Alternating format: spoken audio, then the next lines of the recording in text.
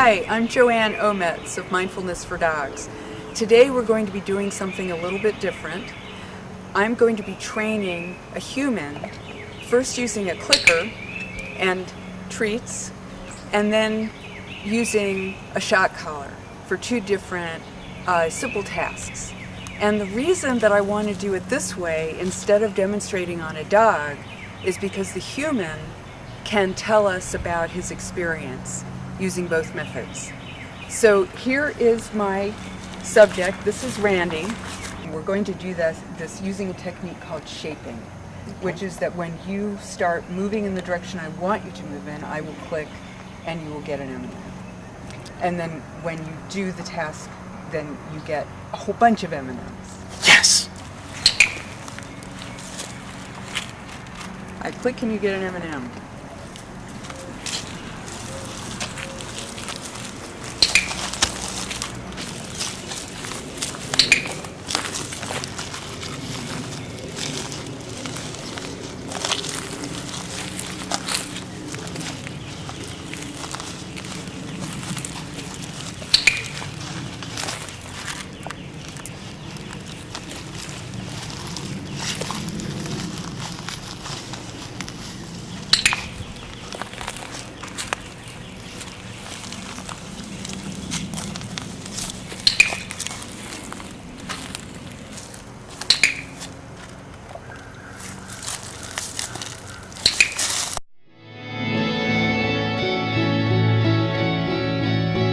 Now we're going to set the level based on what you tell me to.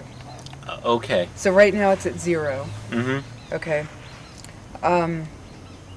Okay, so tell me if you can feel that. No, I did not feel that. All right, I'm turning it to 1. No. No. Okay. Now I have it at 3, and I do not use a shock collar in my training, but I've looked at a lot of videos. Yeah. I had a really hard time finding a trainer who uses shock collars who was, willing to talk with me about it. So that was how I needed to learn about it, watching YouTube videos. And what they said on the videos was that most dogs, you start out under 8, and you can notice that they have a reaction. But dog skin is 3 to 5 layers thick, and ours is 10 to 15. So I'm not surprised I have it at 3 right now. I'm not surprised you don't feel something. How about now? All right, that I felt. That I felt okay. It was like a little, a little bit of static electricity type of feel. Okay, all right. So is that a feeling that, say, if you were walking away and I pressed it, it would get your attention? Maybe not. Okay. I felt it, but I would have to, it was there. Okay. Okay, I'm going to do it again. Okay, that I felt more. Okay. That was it would have to be like a squirrel or something like that to really, keep me going. Okay, so do you want to leave it right there? I think we want to go a little higher because I could easily ignore that, and Okay. I'm a masochist. Okay, I'm going to do it again. Hi, how you doing? Okay. That's okay? Yeah, All right. yeah. If we go higher, that would actually start to definitely get my attention. Okay, do you want me to turn it down 1? I think it's okay for the purposes of this experiment, Okay. against my better judgment, to do this. Okay. All right, so we're going to proceed the same way as with the clicker and the treats. Yes. In that case, I was telling you with the clicker and the M&Ms, yes, you're doing the right thing. Okay? With this, what I'm going to do is I'm going to press the button if you're going in the wrong direction. Oh, okay. Okay? Let's see.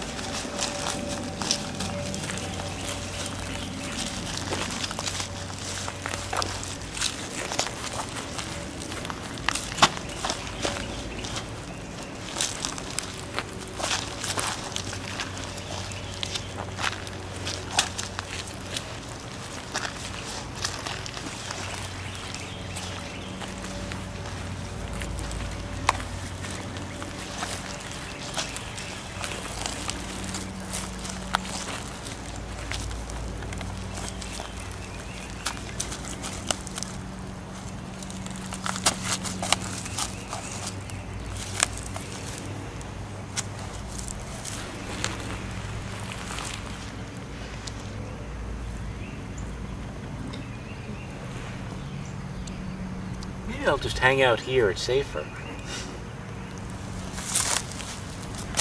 What are you thinking? It's like, to me, like every time I do something, it gets scary of like, the collar hurts just enough that I don't want to do anything. And I definitely do not want to go forward.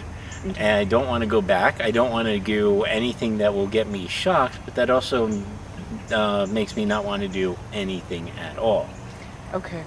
Let's try there are two ways that people seem to use shock collars. One is the way I'm doing it right now. The other is you get a shock if you go in the wrong direction or do the wrong thing, and if you go in the right direction, you get a treat.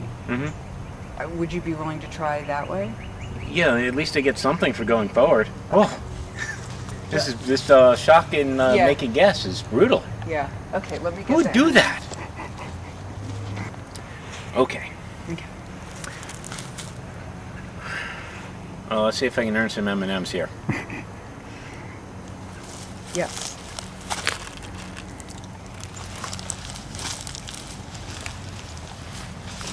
Yes.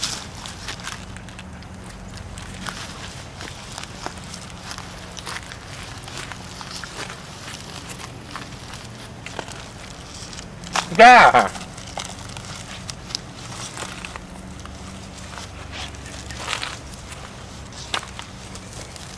Yes. Well, that was a fascinating experience. You have marks on your neck. I'm not surprised to hear that. Can you get those on the camera?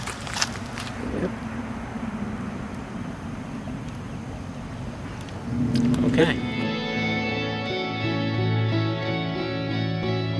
Can you talk about what it was like being trained with the clicker and the treats? At least I wanted to move forward. I wanted to guess. I wanted to keep playing the game of, if I try this, I might get M&Ms. And it's different than, very different than the wanting to sit down and just not to guess anymore, not wanting to play the game, not wanting to, okay, how do I not get shocked? How do I, like playing Monopoly, where I just want to like knock the board over because that's the only way to win. And it's definitely a very different experience, especially if you're ever trying to get to play Monopoly ever again. If you're trying to make a positive modification, if you're trying to make them, the dog want to spend time with you, want to go through training, want to do their bidding because they want to, the shock collar is definitely all I wanted to really do when I was wearing the shock collar, and voluntarily, where I set the strength, because you let me do that, I can only imagine how a doggy who we don't know exactly what he's feeling, and we don't know how much of a shock that is to them every time it hits. I could see very easily if that shock was 2 or 3 times harder, where all I'd want to do is just sit down, be quiet, and how do I not get shocked again? So was there any difference for you when I introduced the M&Ms with the shock collar? The shock was useful in feedback, just to know, like, oh, I'm not going in the right direction at all. Okay. But I think there's better ways of guiding behavior on, like, no, this is closer to where I want you to do. That would have made the task a little easier to guess or to narrow some of my choices down. Okay. Rather than, nope, not that way, not that way, not that way. You know what? I'm just gonna. Can we not play this game anymore? And I think that's where the shock collar really comes into play. Almost 100% of the time, when a dog is being aggressive, it's because they are either anxious or scared. So, if you punish that, then you're making them more anxious or scared. So really, even in the case of aggression, obviously I don't pretend to be that much of a dog person. Even in the case of aggression, the shock collar just makes the core problem worse. Yes, what can happen is the dog shuts down like you did when you got down on the ground. So they're not acting aggressive anymore. But dogs tell us when they're overwhelmed through growling, all those behaviors that can be kind of scary. And if you train a dog not to tell you it's uncomfortable, then you're more likely to have a dog that will just bite out of the blue. Because they've been trained, and you no longer get the warning signs because they've been trained not to show the warning signs. Exactly. Oh my God, that's even scarier. Yeah. There are situations when you want your dog to tell you that they're uncomfortable. Say there's a little kid climbing on your dog and your dog is growling. You want to know that so that you can remove the child. Yes. I don't like having children crawling all over me. Yeah. Maybe if it's my child Maybe. or grandchild, but to not be able to give permission for that. Even for a dog, it can be really unpleasant. So we want our dogs to communicate with us. You can train a dog to do anything with positive reinforcement, even to not chase the mailman. Yes. Or a squirrel. And in some instances it can take a little bit more time, but that even without an e-collar on, the dog is going to do what you want it to do. And that would be my other fear, is that if the e-collar's gone, if a well-controlled classroom with a very stern teacher, as soon as the teacher disappears and the substitute, it's on. Exactly. But a really well-behaved classroom, the substitute can come in and no big deal. It's not a different environment. It's it's someone else is doing this, but we're good. We know what to do. And it's a well-trained classroom or well-behaved classroom because they want to be there because it's fun. Yeah.